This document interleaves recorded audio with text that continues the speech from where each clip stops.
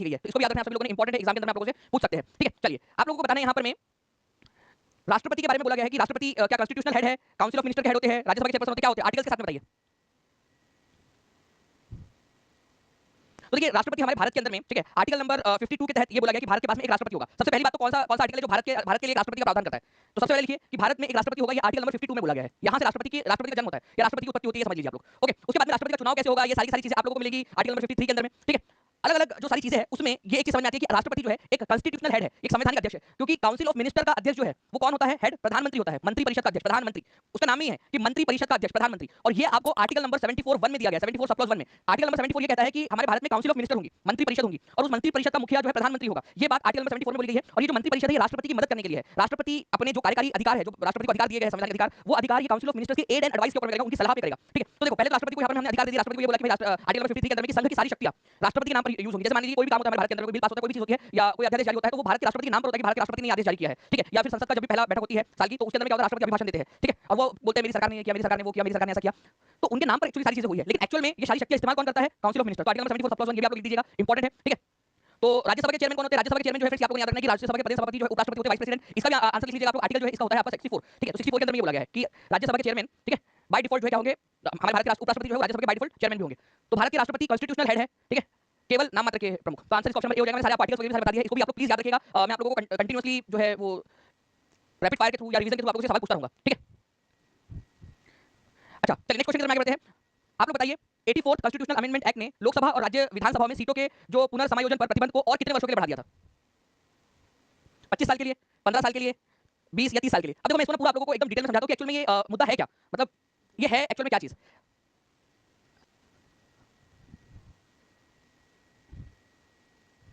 देखिए हमारे भारत के अंदर में, ठीक है, हमने सबसे पहले ये किया था कि 1971 की जनगणना के आधार पर, ठीक है, 1971 की जो जनगणना है उसके आधार पर अलग अलग राज्यों के अंदर में जो लोकसभा की सीटें हैं, ठीक है, अलग अलग राज्यों से लोकसभा के अंदर में जो सीट आती है, ठीक है, वो हम 1971 की जनगणना के आधार पर रखेंगे।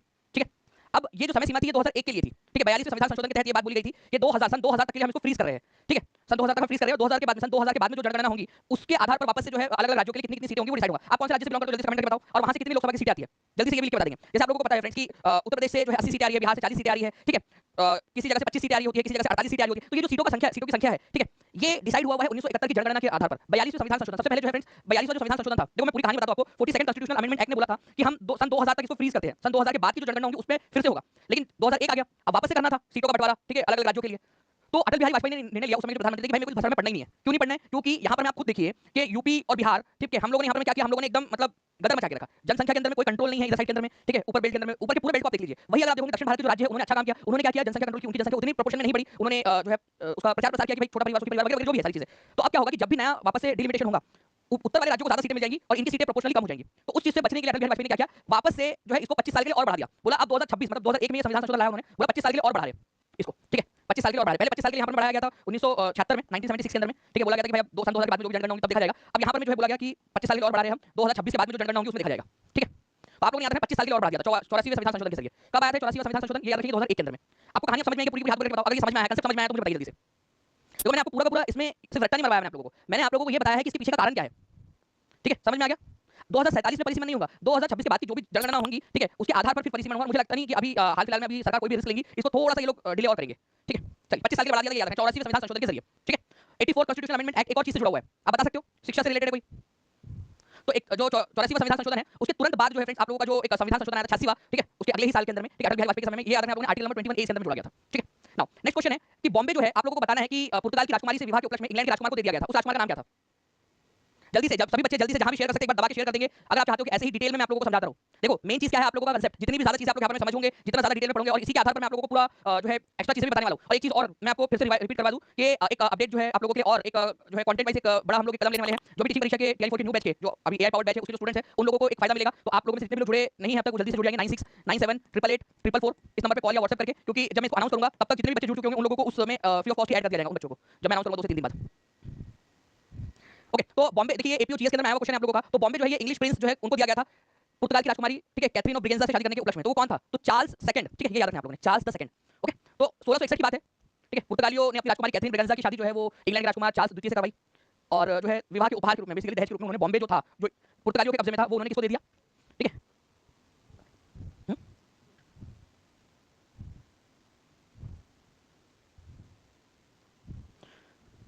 सिराज अहमद बोल रहे हैं, सर मेरा झारखंड पीआरटी में चयन हो गया है, झारखंड सहायक आचार्य में आपके पढ़ाया हुआ मुझे बहुत मदद मिला, धन्यवाद, शुक्रिया सर आपका। चलिए बहुत बहुत शुक्रिया सिराज अहमद जी, एंड कांग्रेचुलेशन आपको। एक बार सभी बच्चे भी सिराज अहमद को कांग्रेचुलेशन दे देंगे यहाँ पर में, ठीक है। टीचिंग परीक्षा के स्टूडेंट सिराज अहमद, उनका सिलेक्शन हो गया झारखंड पीआरटी के अंदर में, और ऐसे ही आगे में आप अच्छे से प्रगति करते हैं, बाकी सारे बच्चे भी करते रहे, बहुत अच्छी बात है, ठीक है। तो देखिए शादी कब हुई थी? 1661 में। आप लोगों को बुलाया था कि इन्होंने शादी के अंदर में? नहीं बुलाया, ठीक है। तो पुर्तगाली राजकुमारी कैथरीन और चार्ल्स द्वितीय का विवाह हुआ, ठीक है, पुर्तगाल और ब्रिटेन की। दहेज में मिला जो है बॉम्बे। अब ये क्या करेगा यहाँ पर में, ठीक है, क्या चाय का जो है वो ठेला लगाएगा या फिर क्या मोमोज का ठेला लगाएगा? बताइए, बॉम्बे में आकर चार्ल्स सेकंड, ठीक नहीं लगाएगा, तब बुलाएंगे उसको वहां से आके यहाँ पर में जो है दुकान खोलना, आना जाना उसका, फिर मैडम बोलेंगी कि देखो तुम लेट आ रहे हो करके, इतना दूर जाते हो, टाइम नहीं देते वगैरह वगैरह, मतलब वही सब चलेगा, झगड़े होंगे। तो चार्ल्स द्वितीय ने क्या किया, ईस्ट इंडिया कंपनी को ये सौंप दिया, ठीक है।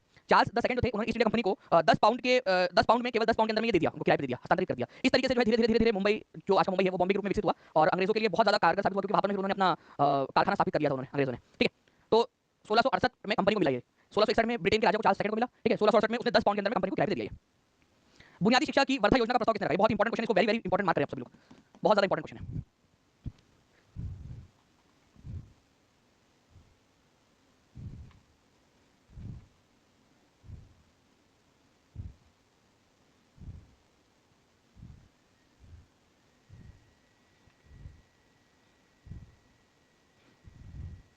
चलिए, तो देखिए फ्रेंड्स, यहाँ पर बुनियादी शिक्षा की वर्धा योजना का प्रस्ताव किसने रखा था? तो ये काफी इंपॉर्टेंट वाला क्वेश्चन है आप लोगों का। तो वर्धा जो योजना है फ्रेंड्स, आप लोगों ने प्लीज इसको याद रखना है कि इसका प्रस्ताव जो है वो महात्मा गांधी के द्वारा रखा गया था, ठीक है। अब ये वर्धा योजना क्या है, मैं इसके बारे में भी आप लोगों को बता दूं कि देखिए हुआ यूं था कि 1937 के अंदर में, ठीक है, 1937 में वर्धा में, महाराष्ट्र के वर्धा में, ठीक है, एक कॉन्फ्रेंस बुलाया गया जिसको नेशनल एजुकेशन कॉन्फ्रेंस बोला गया, वर्धा का। इस वर्धा सम्मेलन के अंदर में 3 प्रस्ताव मुख्यतः पास हुए। पहला प्रस्ताव यह था कि भारत के अंदर में 7 साल की बुनियादी शिक्षा होनी चाहिए, राष्ट्रव्यापी मुफ्त 7 साल तक, मतलब पूरे देश भर के अंदर में मुफ्त शिक्षा जो है प्रोवाइड करनी चाहिए। कितने साल के लिए? 7 साल के लिए, वो सभी लोग जल्दी से 7 साल के लिए। और ये शिक्षा कौन सी भाषा में प्रोवाइड करवाई जानी चाहिए? मातृभाषा में, जो बच्चे समझते हैं, जो भाषा उनकी है, ठीक है, उस भाषा के अंदर में उनको पढ़ाया जाना चाहिए। शारीरिक, सामाजिक और जो शिल्प वातावरण है वो उनको देना चाहिए, मतलब कि क्राफ्ट जो सारी चीजें है वो सारी चीजें उनको पढ़ाई जानी चाहिए। जो शारीरिक क्षमता का इस्तेमाल करने वाली जो चीजें, जैसे खिलौने बनाना,